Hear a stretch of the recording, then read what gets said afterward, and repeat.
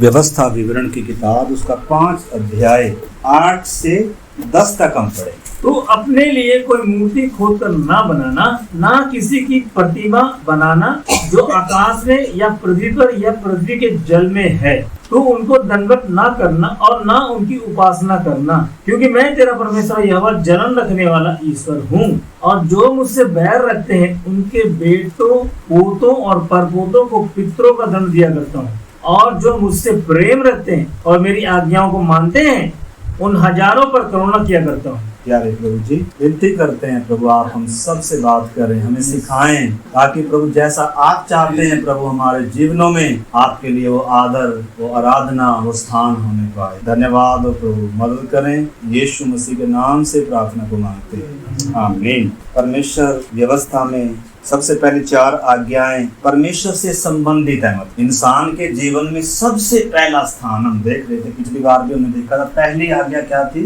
अपने परमेश्वर को सबसे बढ़कर स्थान। हम इंसान हैं, परिवार है हमारा, वस्तुएं भी हैं, सब कुछ है, लेकिन सबसे बढ़कर प्रेम किसको होना है? परमेश्वर को होना। महा आदेश है, नहीं केवल ये इजराइल के लिए है बल्कि पूरी मानव जाति के लिए, क्योंकि सबका सृजनहार एक ही परमेश्वर है। जिस आदर के, जिस महिमा के, जिस स्थान के परमेश्वर योग्य है वो परमेश्वर का। पहली बात हमने देखा वो परमेश्वर कौन है? तो मुझे छोड़ दूसरे को ईश्वर करके ना मान, मतलब मेरा स्थान सबसे पहले। और फिर दूसरी क्या है कि तूने मेरी उपासना कैसे करनी है। इजरायली पहले परमेश्वर को आराधना कैसे करते थे? वो परमेश्वर के योग्य क्या करते थे? गीत गाते थे, बलिदान चढ़ाते थे, उसको अपने जीवनों में सर्वोच्च मानते थे, उस पर भरोसा रखते थे, उसकी आज्ञाओं को मानते थे। असल में इंसान, वचन कहता है, अपने आप को बुद्धिमान जताकर वास्तव में क्या बन गया?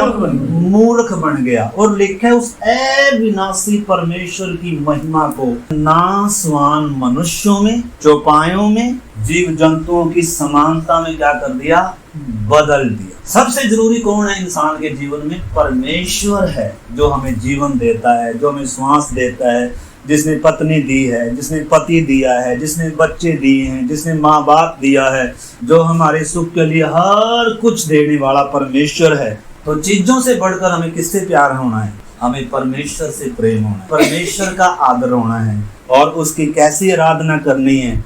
जिस आराधना से वो क्या होता है? प्रसन्न होता है। 4 अध्याय का 15 से पढ़ें, व्यवस्था विवरण 4 अध्याय 15 से। इसलिए तुम अपने विषय में बहुत सावधान रहना, क्योंकि जब यहोवा ने तुमसे होरेब पर्वत पर आग के बीच में से बातें की, तब तुमको कोई रूप न दिखाई पड़ा। कहीं ऐसा ना हो कि तुम बिगड़ कर, चाहे पुरुष चाहे स्त्री के, चाहे पृथ्वी पर चलने वाले किसी पशु, चाहे आकाश में उड़ने वाले किसी पंछी के, चाहे भूमि पर रेंगने वाले किसी जंतु, चाहे पृथ्वी के जल में रहने वाली किसी मछली के रूप की कोई मूर्ति खोद कर बना लो।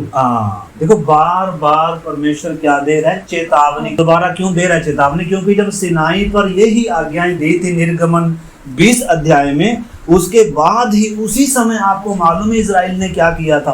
परमेश्वर की महिमा को किसने बदल दिया था? घास चरने वाले बैल की समानता में बदल दिया था। इसलिए परमेश्वर का दास मूसा इजरायली कौम को बार बार चेतावनी दे रहा है कि जो पिछली पीढ़ी से जो पाप हुआ, पिछली पीढ़ी जो नाश हो गई, वो क्यों हो गई? परमेश्वर की आज्ञा ना मानने के कारण, परमेश्वर को परमेश्वर का आदर और महिमा ना देने के कारण वो क्या हो गए? सब वो नाश हो गए। इसलिए परमेश्वर का दास क्या कह रहा है? इसलिए तुम अपने विषय में बहुत सावधान रहना। यीशु ने भी कहा है ना, जो कोई मुझसे बढ़कर अपने किसी भी संबंध को प्यार करता है वो मेरे योग्य है। यही परमेश्वर है जिसने इजरायलियों को व्यवस्था दिया, जो इजरायलियों से बात कर रहा है। उस समय इधर सिनाई पर बात कर रहा था, लेकिन उसके बाद वो ही देह में आकर और उस पहाड़ी पर बैठकर उपदेश दे रहा था। एक दो सिनाई पर उतरा था, इजरायलियों को चुना था, उस समय बता रहा है कि मेरे जीवन में आपको कौन सा स्थान और कैसा आदर होना चाहिए, मेरी कैसी आराधना होनी चाहिए, मेरे तुल्य किसी को नहीं लाना,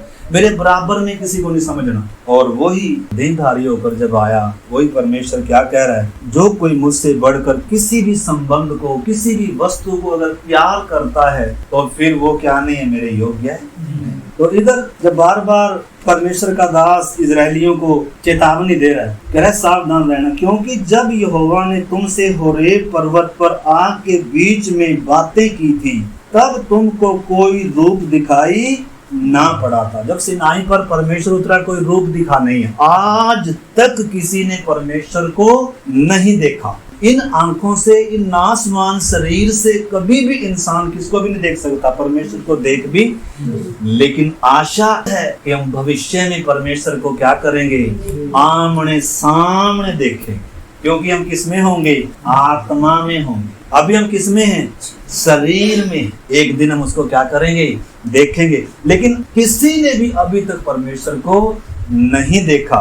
जब परमेश्वर इजरायलियों से बात कर रहा था, उस समय भी कोई क्या नहीं दिखा, उसका रूप नहीं दिखा। इसलिए मूसा कह रहा है, और तुमको कोई रूप दिखाई न पड़ा, कहीं ऐसा न हो कि तुम बिगड़ कर। आपको मालूम है जब इंसान बिगड़ता है, आदम जब बिगड़ा तो कैसे बिगड़ा, जो मित्र था ना, आपको मालूम है जिनकी ज्यादा मित्रता होती है ना, जब वो बिगड़ते हैं ना, फिर वो बहुत क्या हो जाते हैं, शत्रु भी हो जाते हैं। परमेश्वर की और इंसान की क्या थी, एक समय में मित्रता थी, गहरा रिश्ता और संबंध था। लेकिन जब से इंसान बिगड़ा, पाप इंसान को बिगाड़ता है। वास्तव पाप इंसान को मारता है, संबंध को, संगति को तोड़ता है, और इंसान को परमेश्वर से क्या करता है, दूर लेकर जाता। और जब से इंसान बिगड़ गया, वास्तव में इंसान क्या बन गया, परमेश्वर का बैरी बन गया, शत्रु बन गया। परमेश्वर की महिमा को, परमेश्वर के स्थान को, उसकी जगह पर किसी और को क्या कर दिया,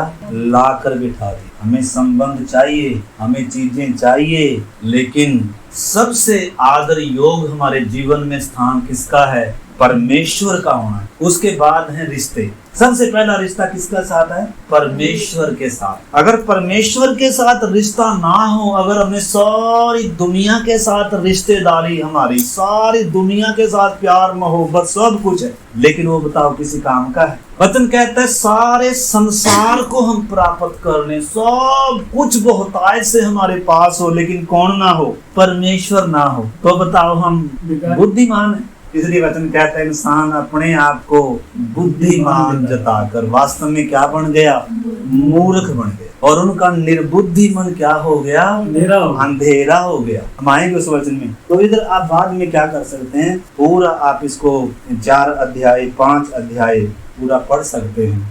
इसी का 23-24 पर लिखा है, इसलिए अपने विषय में तुम सावधान रहो, कहीं ऐसा ना हो कि तुम उस वाचा को भूलकर जो तुम्हारे परमेश्वर यहोवा ने तुमसे बांधी है, किसी और वस्तु की मूर्ति खोद कर बनाओ, जिससे तुम्हारे परमेश्वर यहोवा ने तुमको मना किया है। क्योंकि तुम्हारा परमेश्वर यहोवा भस्म करने वाली आग है, वह जल उठने वाला ईश्वर है। मतलब परमेश्वर क्या रखने वाला है, जलन रखने वाला परमेश्वर है। जैसे किसी की पत्नी है, अगर वो पत्नी किसी और को अपना पति मान ले, है बताओ, मान सकती है? आज तो दुनिया मान रही है, और इसको पाप भी समझा नहीं जाता, लेकिन वचन में इसको पाप कहा गया। वचन में क्या बताया गया है, क्योंकि ये संबंध भी किसको दर्शा रहे हैं, हमारी आत्मा का एक पति परमेश्वर है, सृजनहार है, वो एक मात्र है, उसके तुल्य कोई है ही नहीं है। हमारे तुल्य तो, हम इंसानों के तुल्य तो बहुत सारे हैं, लेकिन परमेश्वर के तुल्य तो कोई भी नहीं है। देवता उसके तुल्य नहीं है, कोई भी ईश्वर उसके तुल्य नहीं है। इसलिए परमेश्वर का पवित्र वचन क्या कहता है, देखो यशायाह 40 अध्याय निकाल लेंगे, यशायाह 40 अध्याय, और उसको 18 से 22 तक हम पढ़ेंगे। तो क्या एक विश्वासी को घर में यीशु मसीह की तस्वीर रखनी चाहिए, हाँ या ना? क्या मरियम की तस्वीर रखनी चाहिए? अब कईयों को ये बात सही नहीं लगेगी, तो परमेश्वर ने साफ मना किया है कि तुम अपने लिए क्या नहीं बना लेना, कोई मूर्ति नहीं बना लेना। अब हम कहेंगे कि परमेश्वर को तो किसी ने देखा नहीं, इसलिए उसकी मूर्ति नहीं है। यीशु को तो हमने देखा है। जो मूर्ति आज हमारे घरों में हो सकता है, होगी, लेकिन वो यीशु की थोड़ा है ना। यीशु के बारे में लिखा है, उसका रूप ऐसा नहीं था कि हम उसको क्या कर चाहते। आज तो कैसी तस्वीर है, जो बहुत क्या है, सुंदर है। यीशु का रूप यशाया कह रहा है कि उसका रूप ऐसा नहीं था कि हम क्या करते, उसको चाहते।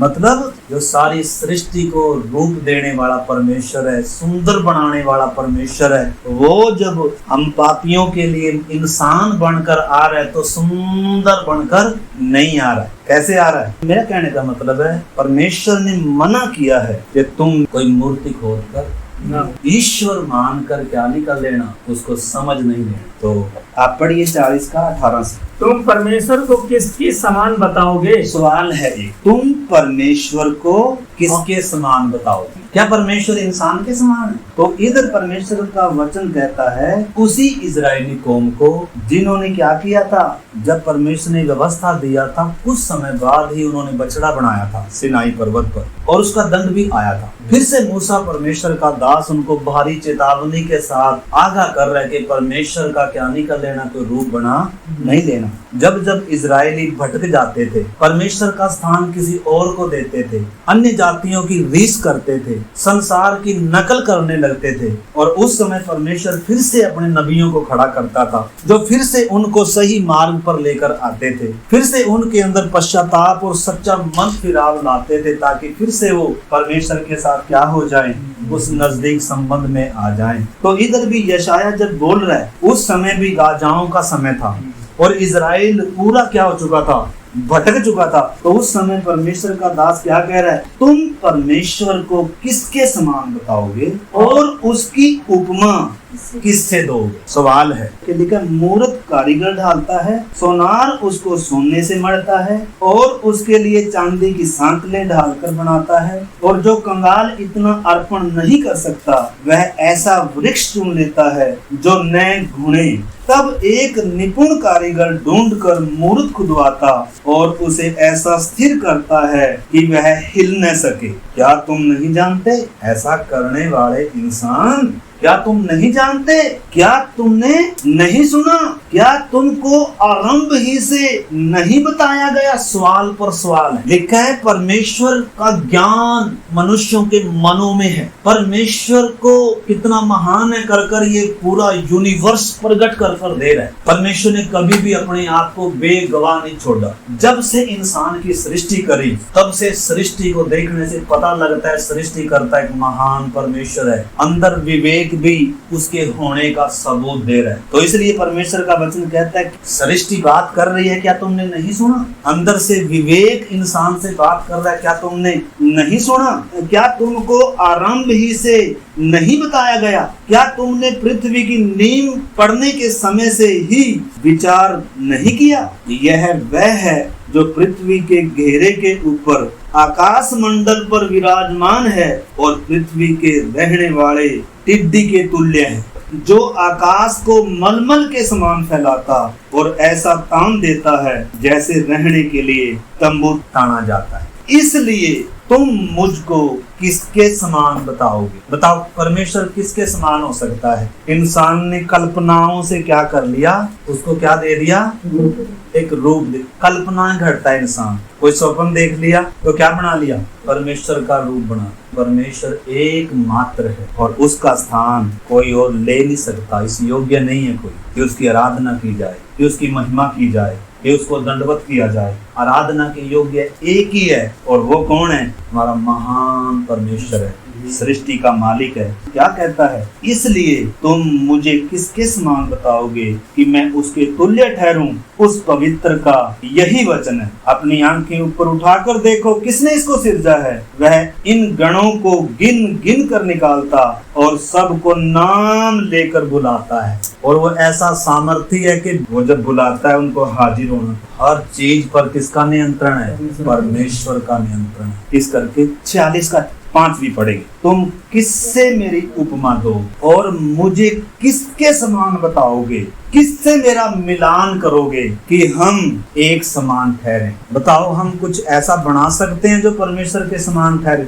क्या हमने इंसान ने कभी परमेश्वर को देखा है? न। इस करके इजराइल को ही सिर्फ नहीं बल्कि पूरी मानव जाति के लिए है, और न केवल लिखितम तौर पर परमेश्वर ने ये व्यवस्था दी है। रोमियो की पत्री 1 अध्याय जब आप 19 से पढ़ेंगे, लिखा है इसलिए कि परमेश्वर के विषय का ज्ञान उनके मनों में प्रकट, ये अन्य जाति जातियों के लिए भी है। इजरायलियों को तो व्यवस्था लिख कर दिया था, लेकिन हर इंसान के अंदर व्यवस्था लिखी हुई है। परमेश्वर के विषय का ज्ञान मनुष्य को है, लेकिन इंसान क्या करता है? लिखा है 18 में, परमेश्वर का क्रोध तो उन सब लोगों की अभक्ति और अधर्म पर स्वर्ग से प्रकट होता है जो सत्य को अधर्म से दबाए रखते हैं। मतलब इंसान क्या करता है? उस आवाज को दबाता है। विवेक बताता है ये गलत है, लेकिन इंसान क्या कर रहा है? अपना लाभ दिख रहा है उसे। और पाप में इंसान क्या कर रहा है? सुख ले रहा है। आंखें क्या है? अंधी, इसको मालूम नहीं है वास्तव में कर क्या रहा है। जब आंख खुलेगी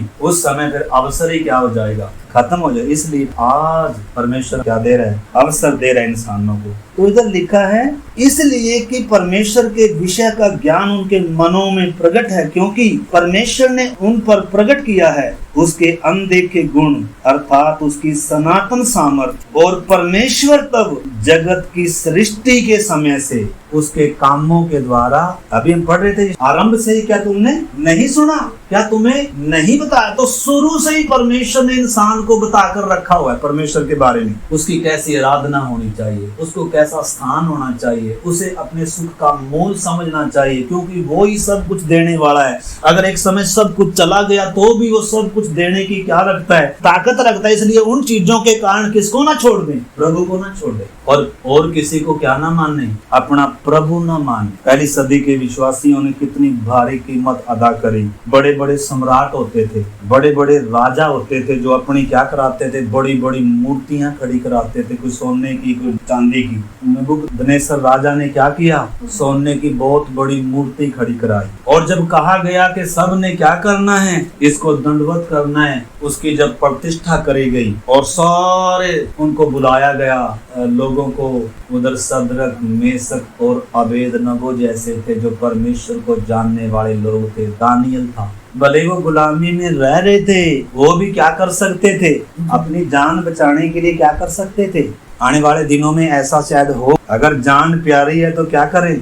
जरूर करें। सदरक, मेसक, अबेदनगो ने क्या किया? नासवान मनुष्य से नहीं डरना, उससे डरो जो शरीर समेत आत्मा को क्या पहुंचा सकता है? नुकसान पहुंचा सकता है।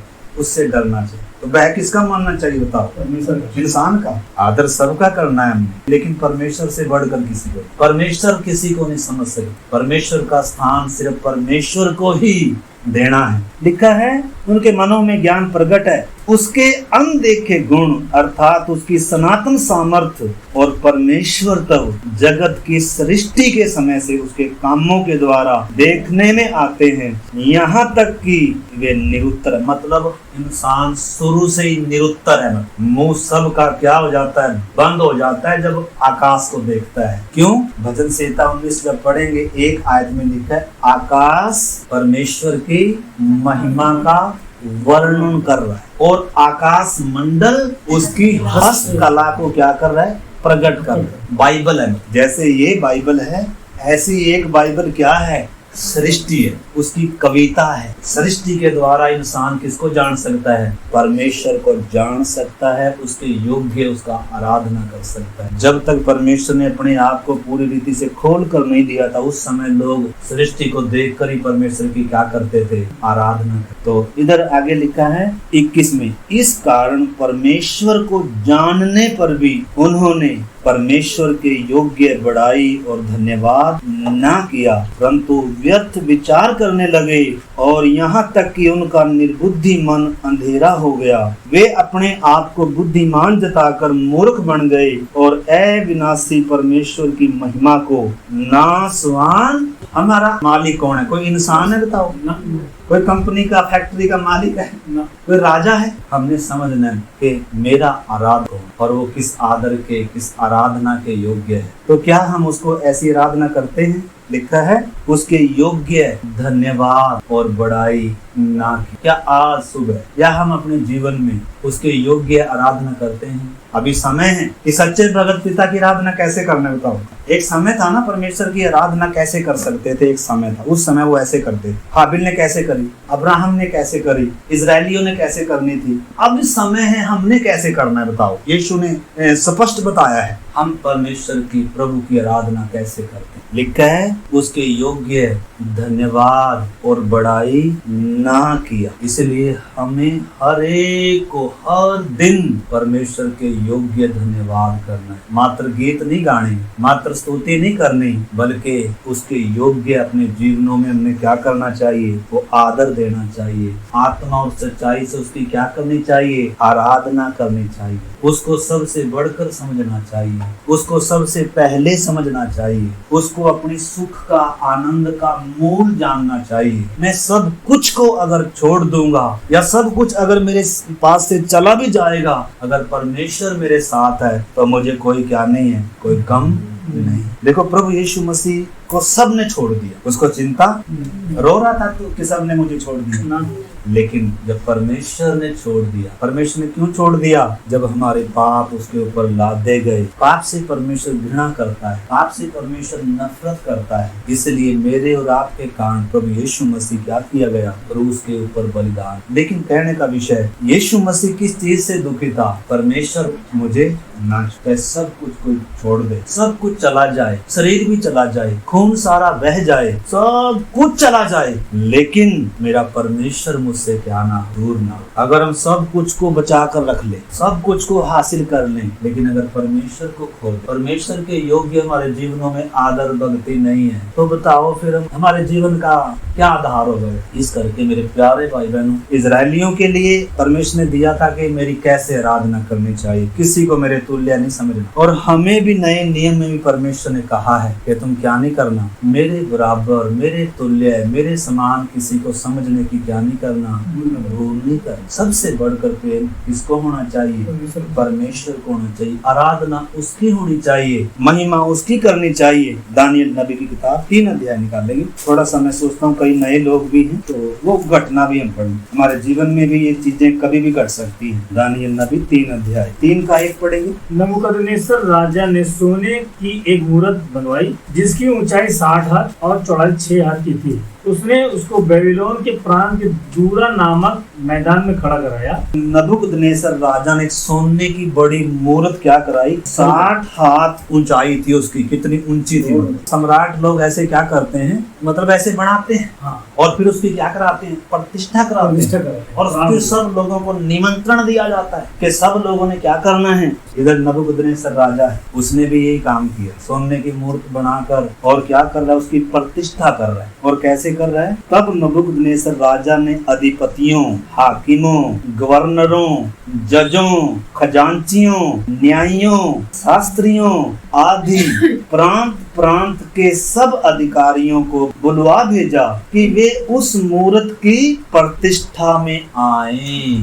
सबको बुलाया, न्योता दिया, बड़े सम्मान से मनाया। लेकिन यहूदी के लिए, जो परमेश्वर को जानने वाला यहूदी है, वो कभी भी क्या नहीं करेगा, इस चीज को स्वीकार नहीं। परमेश्वर ने आज्ञा दी। आगे लिखा है, और उस मूर्त के सामने खड़े हुए तब डिलोरिये ने ऊंचे शब्द से पुकार कर कहा, हे देश देश और जाति जाति के लोगों और भिन्न भिन्न भाषा के बोलने वालों, तुमको यह आज्ञा सुनाई जाती है कि जिस समय तुम नरसिंगे, बांसुरी, वीणा, सारंगी, सितार, सहनाई आदि सब प्रकार के बाजों का शब्द सुनो, तुम उसी समय गिरकर नबूकदनेस्सर राजा की खड़ी कराई सोने की मूर्त को क्या करना, दंडवत करना। जो कोई गिरकर दंडवत न करेगा, उसी घड़ी धधकते आग के भट्टे में क्या कर दिया जाएगा। अगर आज इस समय, आज सुबह के समय ऐसा पास हो जाए, यीशु का चुनाव करना है कि किसका करना है? यीशु मसीह का चुनाव है। किसका करेंगे बताओ? यीशु मसीह का। यीशु का चुनाव करना पड़े या परिवार का, किसका करेंगे? यीशु का चुनाव करेंगे। यीशु या नौकरी, किसको? यीशु। ये घर को छीन ले, किसका चुनाव करेंगे? यीशु का ही चुनाव। हमारे प्राण अगर जाने की नौबत आए तो किसको प्यारा समझेंगे? तभी यीशु को प्यारा है। किसको समझना चाहिए सिस्टर? आज किसको चुनेंगे? यीशु को जब चुनेंगे तो संसार बोलेगा उसको छोड़ो और हमें मानो। हाँ। सबसे पहले तो हमारे पति देव जी होंगे, पति देव होंगे, फिर हमारे माँ बाप होंगे, फिर हमारा कंपनी का मैनेजर होगा और फिर फैक्ट्री का अधिकारी होगा। बोले ओ भाई किधर जा रहा है, बताओ किसका दिए खाते हैं।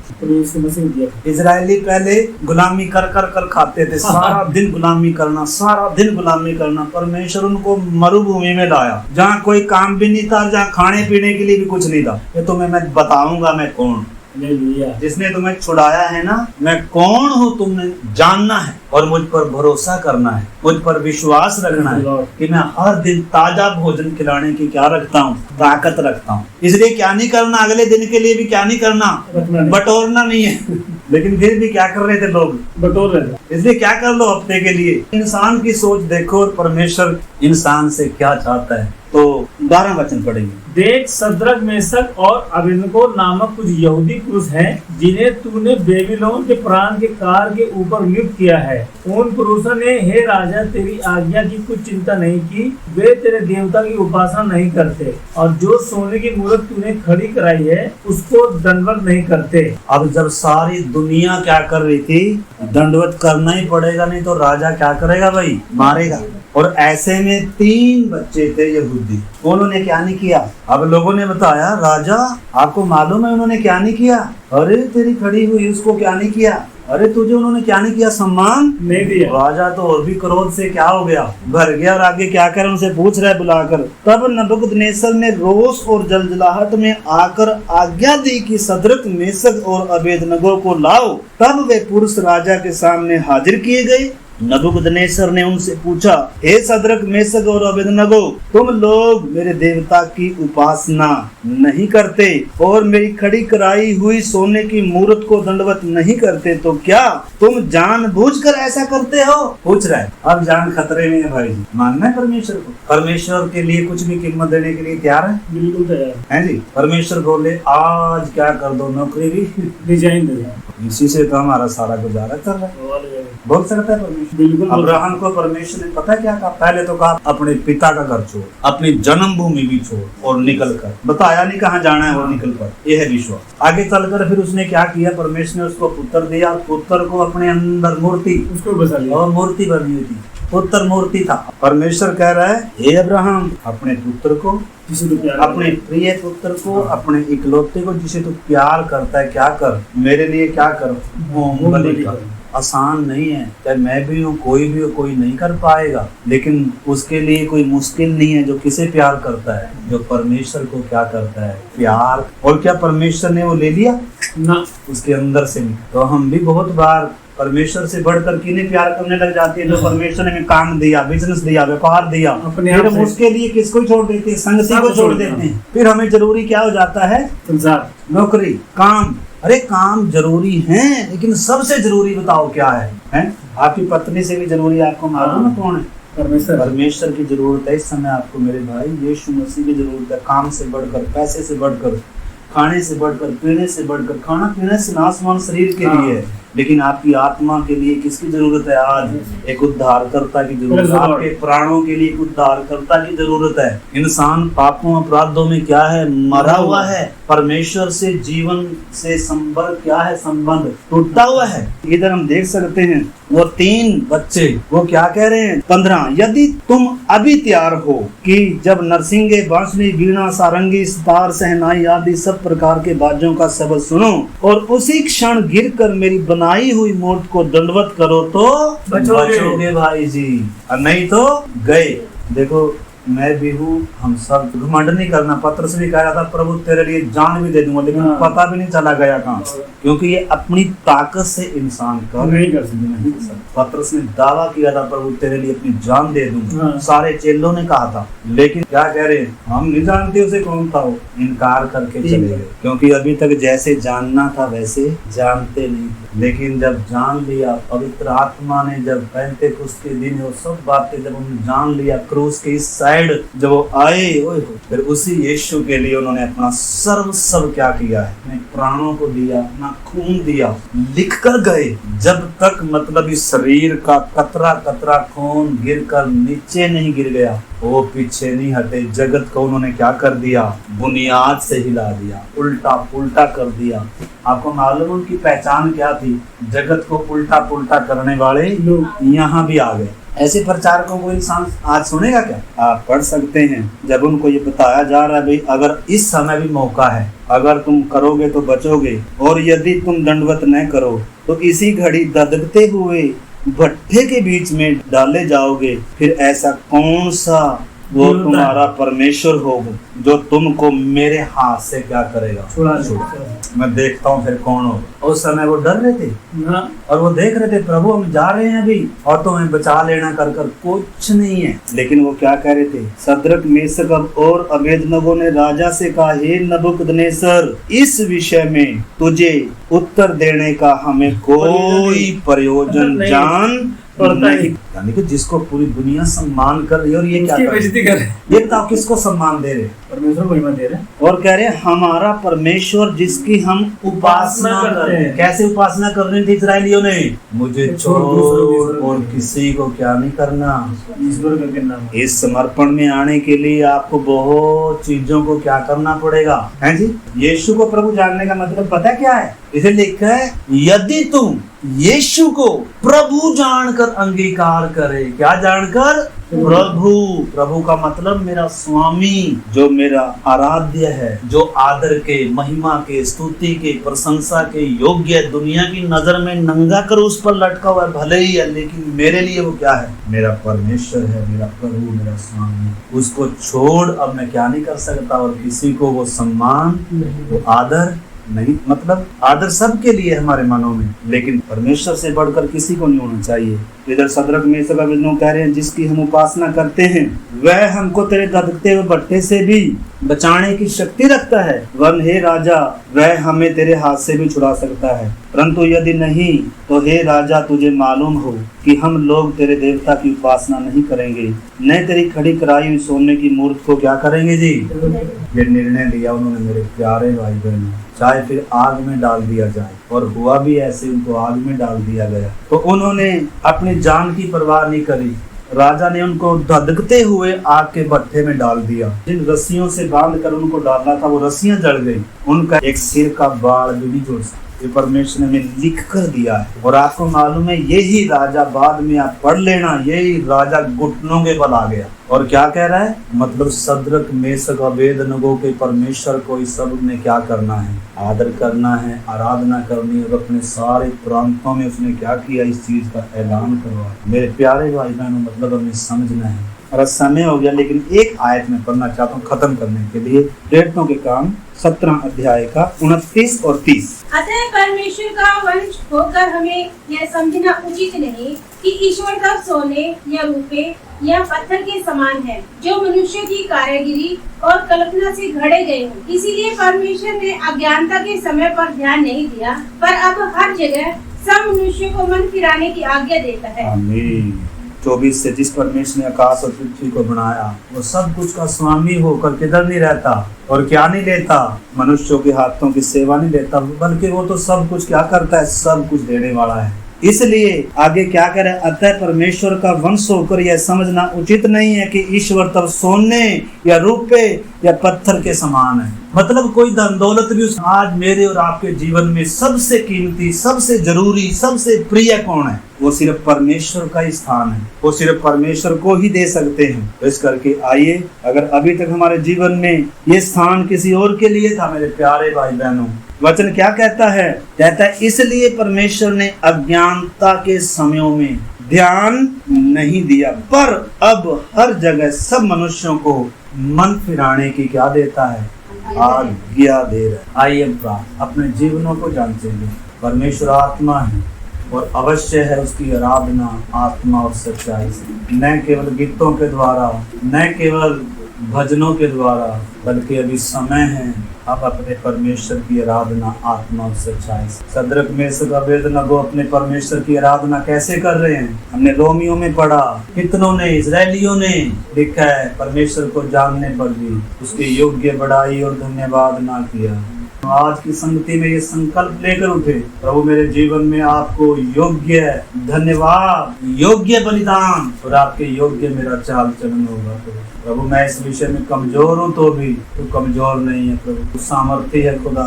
तूने कहा ये बल से नहीं, ये ताकत से नहीं, ये मेरी आत्मा के द्वारा संभव हो जाएगा। प्रभु आप असंभव को संभव करने वाले परमेश्वर हैं। हम हर एक को प्रभु जी प्रभु पवित्र आत्मा से भरा हुआ जीवन दे, आपके प्रेम से भरा हुआ जीवन दे। हम उस पतरस के समान ना हो जिसने 3 बार आपका इनकार किया खुदा, बल्कि हम उस पतरस के समान हो जिसने आपके लिए क्रूस पर उल्टा लटक कर प्रभु अपने खून की अंतिम बूंद में बहा दी खुदा। प्रभु हमें अपने प्रेम से भर, अपनी उपस्थिति से भर, हमारे जीवनों से आपको वो आदर मिले, वो महिमा मिले, हम आपकी वो आराधना करें जिसके आप योग्य हैं खुदा। हम मनुष्यों के डराने से ना डरें प्रभु जी, हम हालातों से ना डरें, हम प्रभु खुदावंद आपका स्थान किसी को ना दें। हम सब पर आप ऐसा अनुग्रह करना, जितने हमारे भाई बहन चाहे बच्चे हों, बड़े बुजुर्ग, नौजवान हो, ऑनलाइन हो ऑफलाइन हो, प्रभु एक एक को प्रभु आपको पहचानने में मदद करना और आपको सचमुच में वो स्थान हो जो सबसे प्रिय हो। आप हमारे जीवन में वो सर्वोच्च स्थान रखें जो हम सब पर आप ऐसा अनुग्रह करना। ये वचन हम सबकी आशीष के लिए हो जाए, हर एक को इन वचनों को और भी मनन करने में हमारी मदद करना। प्रभु हम सचमुच में मूर्तों से अपने आप को बचाए रखे, तेरा वचन कहता है जैसे वो मूर्ति पूजक बने, वचन कहता है हम ऐसे ना बने। हम सब पर आप ऐसा अनुग्रह करना, आपके हाथ में सौंपते हैं। धन्यवाद आपने हमारी प्रार्थना को सुना, यीशु मसीह के नाम से हम मांगते हैं, आमीन। अब हमारे प्रभु यीशु मसीह का अनुग्रह, पिता परमेश्वर का प्रेम और पवित्र आत्मा की संगति और सहभागिता हम सबों के साथ दुनिया भर में प्रभु की कलीसिया के साथ प्रभु यीशु के आगमन तक होता रहे, आमीन।